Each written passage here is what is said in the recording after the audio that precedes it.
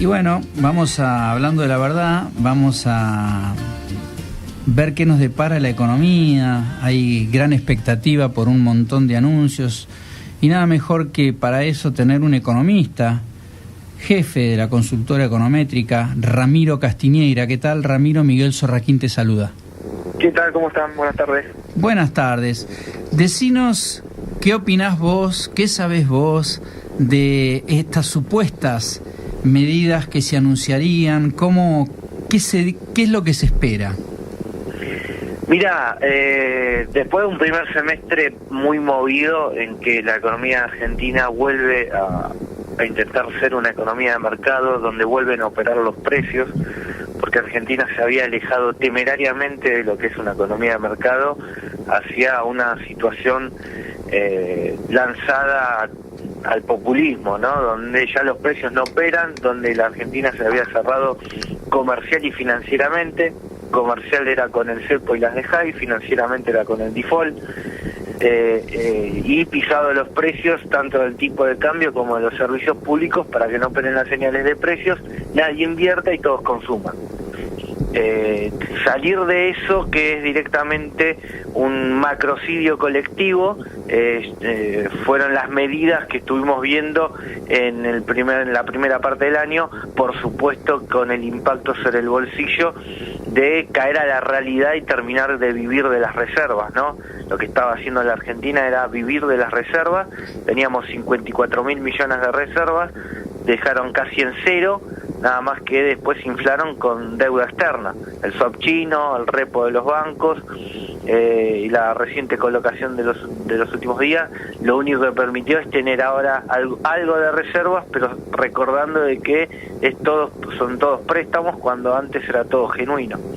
Pero bueno, eso fue el primer semestre.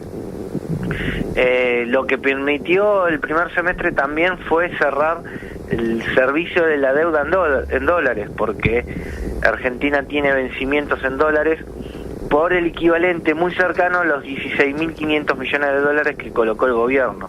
Con este monto se logra cerrar el pago a los holdout, lo que no se pagó en el 2014 y 2015 por estar en default pleno, y los pagos corrientes del 2016, que incluye dentro de la semana que viene el pago más importante, que es al Club de París por más de 2.000 millones de capital. Ahora, lo que quedó abierto y lo que todavía no hay respuesta es cómo financiar el déficit fiscal, ¿no? Este déficit fiscal suma, y número del gobierno, oscila los 400.000 millones de pesos, ¿no? O sea, estamos hablando de magnitudes que son tremendamente elevadas. O sea, el gobierno, después de ya cerramos la parte de dólares, aún así tiene un buraco, un bache fiscal de 400.000 millones de pesos que hoy no queda claro cómo se va a financiar. De hecho, la primera parte del año, a medida que fue las necesidades de pesos, se fue pagando como venía haciendo antes el gobierno que salió, porque le dejó el agujero, ¿no? Que hoy es emitir para pagarlo. Y de hecho se emitió más que el año pasado. Así que ese punto no es menor, porque para poder frenar el proceso inflacionario hay que frenar la maquinita, la famosa emisión monetaria, cosa que todavía no se logró en este contexto, ¿no? No voy a anualizar, y por lo menos ahora tenemos un gobierno que se muestra preocupado y responde en consecuencia. Antes directamente teníamos un gobierno que ni siquiera reconocía la inflación, nos mentía en la cara, y como decía que el déficit fiscal o la maquinita de 400 equivalentes hoy a nominales son 400.000 millones de pesos, no genera inflación. Entonces estábamos en esa situación donde el gobierno se pregunta cómo financiar este agujero fiscal cuando no puede bajar más quitar más subsidios, por lo que estamos viendo el impacto fue tremendo, y al mismo tiempo no puede subir impuestos, porque si sube impuestos no arranca nunca la iniciativa privada para que genere empleo. Es ahí, y después de toda esta introducción, es que salen como dos cartas posibles. Primero el blanqueo, porque la realidad es que Argentina siempre amiga con blanqueo, siempre es la carta que va a salvar el semestre, nada más que este año en particular puede llegar a tener algo más de asidero, no solo por el cambio de gobierno, sino también porque los países desarrollados empiezan a no querer ser parte de los paraísos fiscales, digamos. El avance de la tecnología hace que el pedido de información entre países sea más fácil y por lo tanto queda en evidencia quién quiere ser o no un país fiscal, un paraíso fiscal, si es que no transfiere la información. Los países desarrollados empiezan a cruzarse datos de quiénes son los que tienen depósitos en su país que no sean residentes. De esa manera se queda en evidencia quién iludió impuestos en el país de origen, ¿no? Entonces, ese miedo que empieza a operar entre los privados de Argentina es el que dice, bueno, me parece que voy a tener que empezar a blanquear porque si no me van a poner en evidencia incluso de donde el país donde deposita el dinero.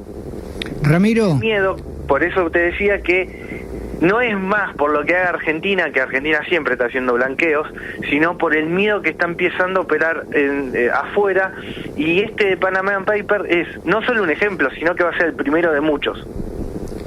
Ramiro, Eduardo Solari, buenas tardes, ¿cómo te va? ¿Qué tal? ¿Cómo estás?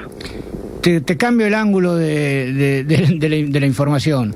Se han puesto al flujo de inversiones como la gran esperanza y el gran dinamizador de la economía posible.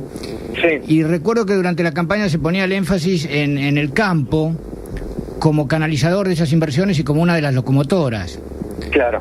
¿Cómo ves vos o cómo se inscribe eso con el conflicto con Monsanto y los comunicados ambiguos en el sentido de que están analizando retirarse de Argentina? Mira, lluvia de inversiones, lamentablemente yo no esperaba una lluvia de inversiones, Loli. No algo que haga la diferencia en tan corto plazo, ¿no? O sea, no me parecía que no se iba a dar. No obstante, sí se trabajó un montón para que empiecen por lo menos a que no se sigan yendo las empresas, ¿no? Es la realidad que Argentina lo único que hacía es, cuando Argentina ya se estaba temerariamente alejando de una economía de mercado, las empresas se van, no operan más en Argentina, como por ejemplo lo que está sucediendo en la tragedia de Venezuela. Venezuela es una tragedia lo que están haciendo, están destruyendo todo el aparato productivo, donde genera en principio una pobreza increíble, que es la que estamos viendo, y si siguen jugando en el mismo sentido van a arrancar con hambrunas.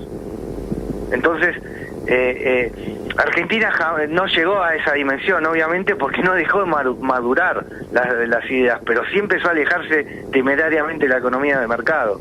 Entonces, nuevamente, esperar una lluvia de inversiones solo porque tomaron 4 medidas que permitían volver a una economía de mercado no alcanza, pero tenés que demostrar que tenés convicción en ese camino, y no solo el gobierno, sino también la sociedad. O sea, ¿qué tipo de Estado quiere la sociedad argentina? No queda claro. No queda claro desde afuera. Ramiro, ¿cuáles serían las medidas que debería tomar, si bien el alentar la inversión y todas estas mecánicas son razonables y entendibles? También es cierto que hay un costo social, o personas que están readaptándose a un esquema de trabajo nuevo, algunas lo pierden. ¿Cuál sería la medida social posible desde un punto de vista de la economía para evitar conflictos que traben la rueda del proceso de inversiones? Mira, me parece excelente la pregunta porque acá el punto es, no hay que poner en duda que nos tenemos que volver a una economía de mercado, pero obviamente vamos a generar un cimbronazo en los precios que va a dejar en offside a un aporte vulnerable de la sociedad. Y es ahí donde, a mi criterio, el gobierno actuó bastante débil. O sea, tiene 2 grandes herramientas que no está utilizando y que le dejó el gobierno que se acaba de ir, que es la asignación universal por hijo y la universalización de las jubilaciones. Con esas 2 grandes herramientas vos tenés nombre y apellido tenés el mapa de la pobreza. Lamentablemente hay que reconocer que los jubilados están dentro de ese mapa. por el nivel el monto que se le asigna de la jubilación, que lo pone claramente en el nivel de pobreza a todos los que cobren la mínima.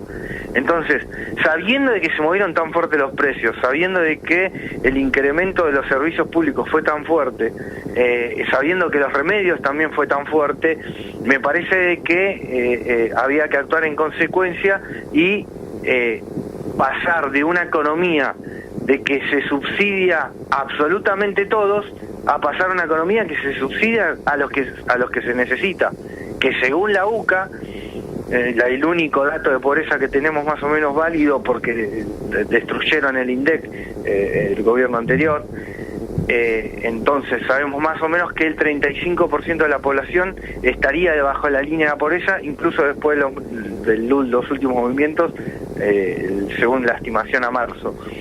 Es decir, tenemos que pasar de una economía que subsidiaba al 100% de la población a una economía que subsidia focalizadamente al 35% de la población, y repito, tiene nombre y apellido de cada persona, nombre y apellido de cada jubilado, su cuenta bancaria, nombre y apellido de cada chico con la asignación universal y con su cuenta bancaria.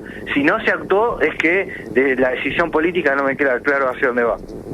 Bueno, Ramiro, te agradecemos muchísimo por toda la información y seguramente vamos a volver a estar en contacto con vos. Muchísimas gracias por el contacto. Bueno, gracias, hasta luego. Hablamos con Ramiro Castineira, economista jefe de la consultora Econométrica.